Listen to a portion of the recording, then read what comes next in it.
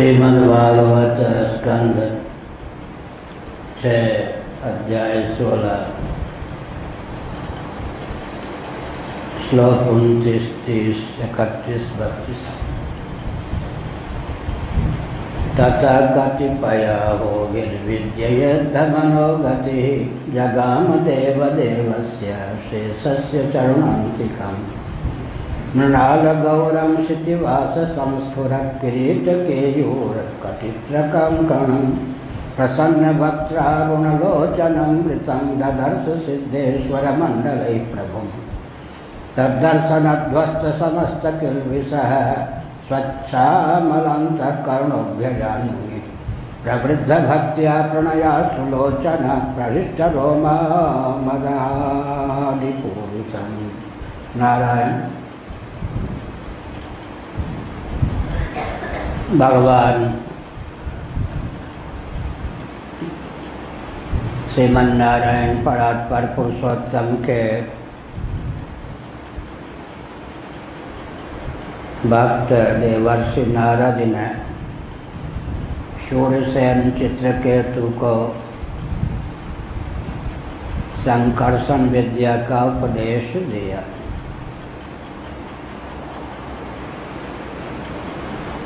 विद्या का आश्रय हमारा आपका अंतःकरण होता है, इसलिए अंतःकरण का नाम विद्याधर होता है। तैत्तिरीय उपनिषद में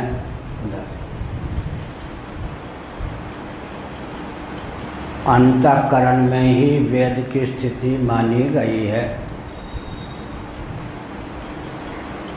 अन्य उपनिषदों में हृदय में ही सब देवता माने गए। परम देव परमात्मा का अभिव्यंजक संस्थान भी हृदयाकाश ही है। ईश्वर सर्वभूतानां हृद्देशेऽर्जुनतिष्ठति अहमात्मा गुडाकेश सर्वभूताशय स्थितः ज्योतिषामपि तज्ज्योतिस्तमसः परमुच्यते ज्ञानं ज्ञेयं ज्ञानगम्यं हृदि सर्वस्य विष्ठितम्। उपनिषदों में भी ब्रह्म को गुहा में सन्निहित माना गया है। तुलसीदास जी ने विनय पत्रिका में लिखा, यह हृदय भवन प्रभु तोरा, यहाँ आए बसे बहुचोरा, माँ नहीं नहीं मोर निहोरा, अतिशय करें बर जोरा। भगवान कौन है? सर्वगत सर्व उराले, सर्वरूप हैं, सर्वगत हैं, सबके हृदय में रहने वाले हैं। सर्वरहित सब पुरपुरवासी, सर्वातीत होते हुए भी सबके हृदय में प्रत्यगात्मा अंतरात्मा होकर निवास करते हैं। आकर्षण का केंद्र हमारा आपका हृदय है। मन बुद्धि चित्त अहंकार अंतःकरण के 4 भेद हैं। अंतःकरण का अभिव्यंजक संस्थान हृदयाकाश ही मान्य है। चित्त के परम अधिदैव क्षेत्रज्ञ वासुदेव हैं। बुद्धि के अधिदैव जहाँ ब्रह्मा है, देवेंद्र जी हैं क्या? बुद्धि के अधिदैव जहाँ ब्रह्मा जी हैं, वहाँ उपास्य रूप से प्रद्युम्न है। मन के अधिदैव जहाँ चंद्रमा है, वहाँ अनिरुद्ध उपास्य रूप से हैं। अहंकार के अधिदैव जहाँ रुद्र हैं, वहाँ संकर्षण आराध्य रूप से माने जाते हैं। चतुर्व्यूह की स्थिति भी हमारे आपके अंतःकरण में भी ही है। और अंत में एक ही तुरीय तत्व परमात्मा अंतःकरण के योग से वासुदेव प्रद्युम्न अनिरुद्ध और संकर्षण के रूप में व्यक्त होते हैं। पिछले दिनों यह भी कहा गया कि सत्वम विशुद्धम वसुदेव सब्जितम संगीतम श्रीमद्भागवत के 4थे स्कंध में विशुद्ध सत्व को वासुदेव माना गया है, वह जिसका अभिव्यंजक संस्थान है।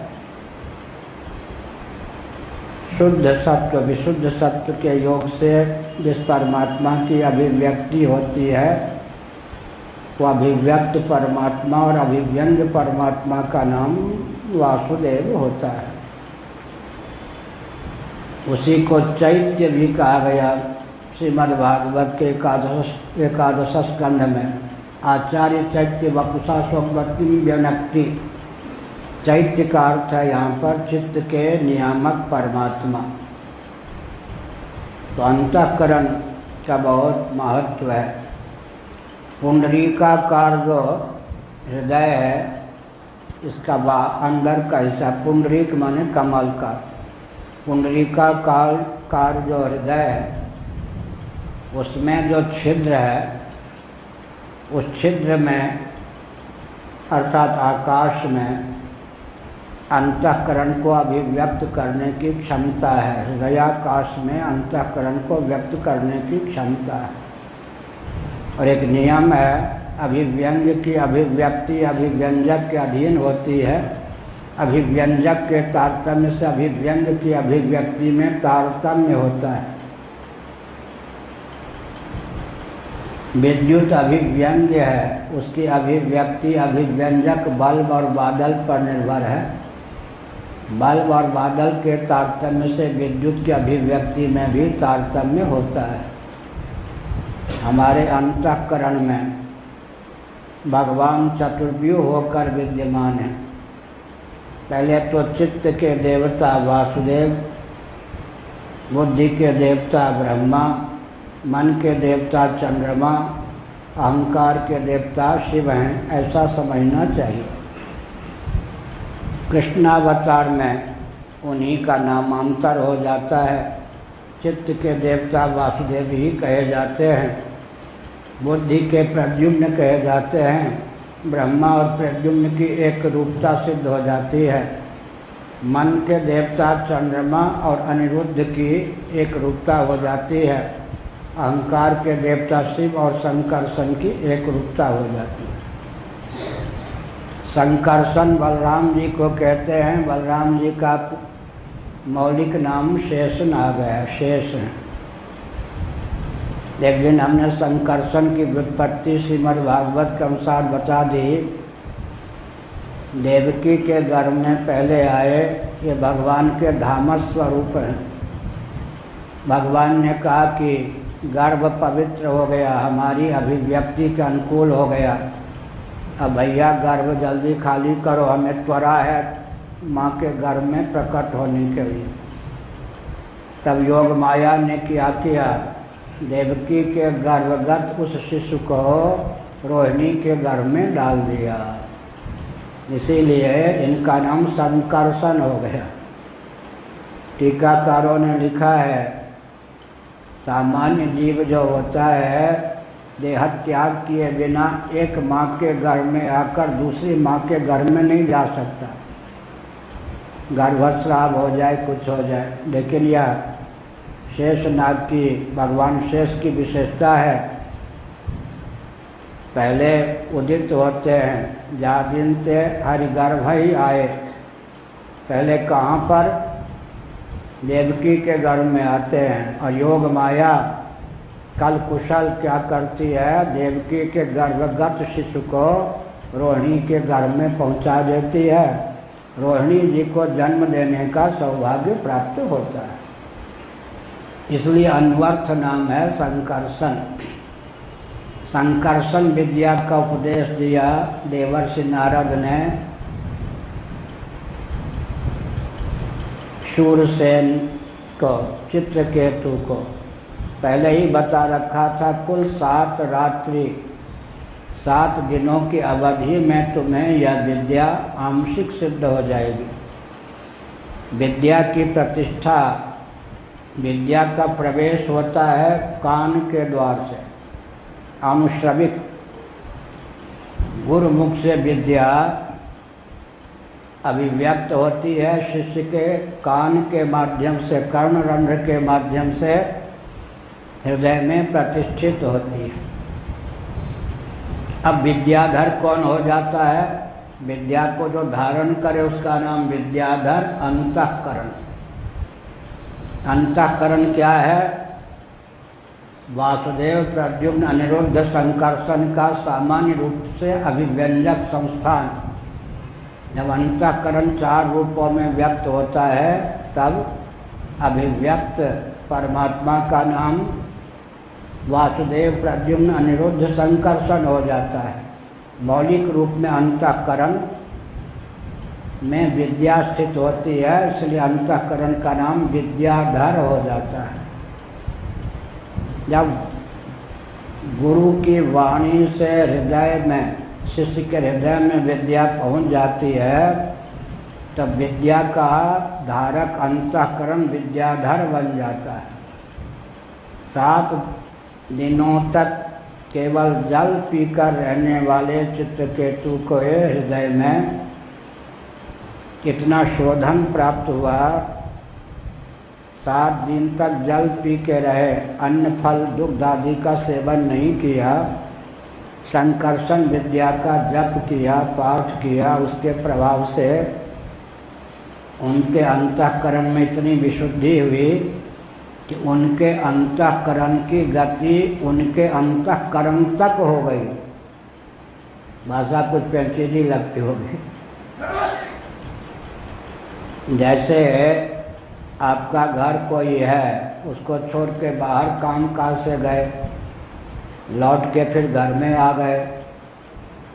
इसी प्रकार मन का जो आश्रय है, जहाँ मन रहता है, अगर मनोराज्य के माध्यम से मन भटकना छोड़ दे तब मन अपने आश्रय को प्राप्त हो जाता है। तो विद्या जब मनोनिष्ठ हो जाती है तब हमारा मन या अंतःकरण विद्याधर बन जाता है। अंतःकरण में हमारी तादात्म्यापत्ति हो जाती है और अंतःकरण जब शांत समाहित हो जाता है, निर्मल निश्चल हो जाता है, तब विद्याधर के आधिपत्य की प्राप्ति हो जाती है। 7 दिन की उपासना के प्रभाव से जो विद्याधर देव विशेष, योनि विशेष, उनके भी आधिपत्य की प्राप्ति किसको हो गई? चित्रकेतु को, शूरसेन को। पहली सिद्धि है चक्रवृद्धि व्याज के समान। यहाँ एक भाव दिया गया है, विद्या का प्रवेश होकर विद्या रुकती वहाँ है जिसका अंतःकरण पहले से शुद्ध हो। अर्थात विद्या को टिकने के लिए खान पान में शुद्धि अपेक्षित है। विशेषकर जल शुद्ध होना चाहिए। तो 7 दिनों तक केवल जल का सेवन करते हुए अनुष्ठान किया गया तो अन्यकृत दोष का मार्जन हो गया। शुद्ध जल का पान किया, यमुना जल का मान लीजिए पान किया, क्योंकि यमुना के तट पर ये लोग रहते थे, ऐसा वर्णन आया है। तो उससे के प्रभाव से विद्याधरों के आधिपत्य की प्राप्ति हुई। विद्या जब टिक गई तो अंतःकरण और शुद्ध हो गया। उदाहरण मैंने दिया था, दर्पण जब मलिन नहीं है तब सूर्य का, चंद्र का प्रतिबिंब उस पर प्रतिफलित होता है। सूर्य चंद्र प्रतिफलित होते माने प्रतिबिंब के रूप में व्यक्त होते हैं। लेकिन जब सूर्य या चंद्रमा प्रतिफलित हो जाते हैं तो अंतःकरण में और दिव्यता आ जाती है नहीं? अपने अभिव्यंजक संस्थान को उद्दीप्त और कर देते या नहीं? चमकते हुए दर्पण को और चमकीला बना देते। फिर वह दर्पण आदित्य या दर्पण चंद्र, जलचंद्र, दर्पण चंद्र ऐसे करें, जहाँ जहाँ जाता है, जहाँ जहाँ उसकी रश्मि जाती है, वहाँ वहाँ क्या सूर्य या चंद्रमा के द्वारा सामान्य रीति से उद्भासित घटपट, दीवाल इत्यादि को विशेष रूप से वह जलचंद्र या दर्पण चंद्र, दर्पणादित्य उद्भासित कर देता है।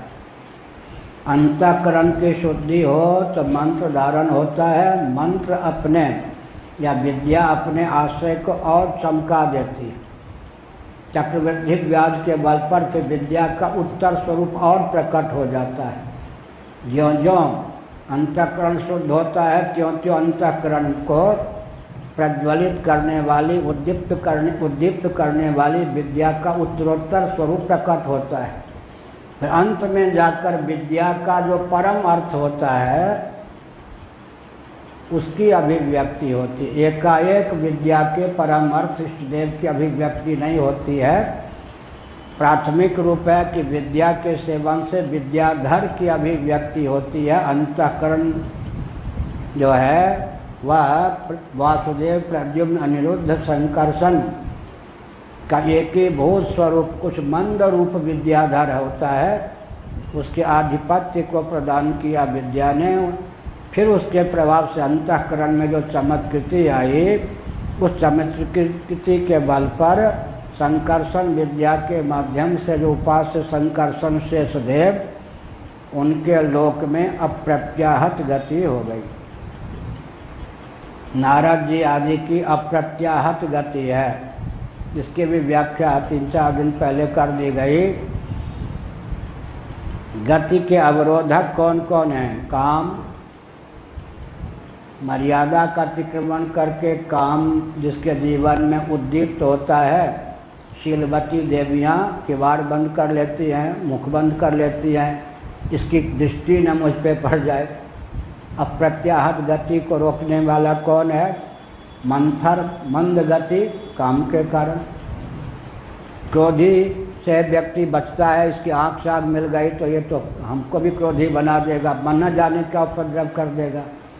लोभी से व्यक्ति, एक बहुत विचित्र बात, कामी से व्यक्ति अपने को बचाता है, क्रोधी से व्यक्ति अपने को बचाता है, कामी से व्यक्ति अपने आश्रित को बचाता है, क्रोधी से व्यक्ति अपने को, अपने आश्रित को बचाता है, और लोभी से व्यक्ति अपने धन वैभव आदि को बचाता है। इस प्रकार से काम, क्रोध, लोभ जब नियंत्रित न होकर अनियंत्रित होते हैं, मर्यादा की सीमा का अतिक्रमण करके हम या आप कोई भी काम, क्रोध, लोभ को पालते हैं, हमारी गति अवरुद्ध हो जाती है, अप्रत्याहत गति नहीं होती। अब अप्रत्याहत गति विद्याधर के लोक तक हो गई। किसके अंदर? विद्याधर का स्वरूप हमने बताया अंतःकरण है। बाहर जो व्यष्टि में है वो समष्टि में भी है। इडा, पिंगला, सुषुम्ना नाड़ी के माध्यम से गंगा, यमुना, सरस्वती का प्रवाह अंदर भी है तो बाहर भी है। काशी यहाँ भी है तो बाहर भी है। ये तो बहुत विचित्र बात है। नेत्र के देवता सूर्य यहाँ भी हैं तो बाहर भी हैं। सब तयोर व्यष्टि समष्टिता की बात है। तो विद्याधर के लोक तक चित्रसेन, चित्रकेतु की गति क्यों हो गई? क्योंकि विद्याधर अंतःकरण की शुद्धि और उसमें सन्निहित विद्या के प्रभाव से उनके जीवन में वो चमत्कृति आई कि विद्याधर के लोक तक कोई प्रतिबंधक नहीं हो गया। लोकांतरों के आकर्षण शक्ति को विदीर्ण करके व्यक्ति सबसे ऊपर धाम ब्रह्मलोक पहुँचता है या नहीं? एक बार पुजोरियावाद से लोगों ने पूछा, कुछ व्यक्तियों ने, महाराज पहले उर्वशी, तिलोत्तमा, रंभा लोगों के तप को भंग करने के लिए आती थी, अब तो ऐसा नहीं होता। फक्कर महात्मा ठहरे। उन्होंने कहा गली कूची की सूकरी से ही फुर्सत नहीं है तो तिलोत्तमा का क्या उपयोग होगा वहाँ? संख्य फक्कर महात्मा थे वो तो अपना, वो थोड़े वो फक्कर अपने मौज में बोल दिया, ठीक है ही बोला। एक व्यक्ति ने कहा बाबा तो ईश्वर ने जगत बनाया, तो दोनों ने कहा तुम्हारे नाना ने बनाया? ईश्वर ने बनाया तो तुम्हारे नाना ने बनाया? ऐसे। एक ने कहा महाराज मुझे तत्व ज्ञान हो गया, आप क्या करूं? बेटा शादी कर ले। तत्व ज्ञान जिसको हो जाएगा उसको अपने क्या करूं ये बना रहेगा भाव। कहा बेटा तत्व ज्ञान हो गया तो शादी कर ले।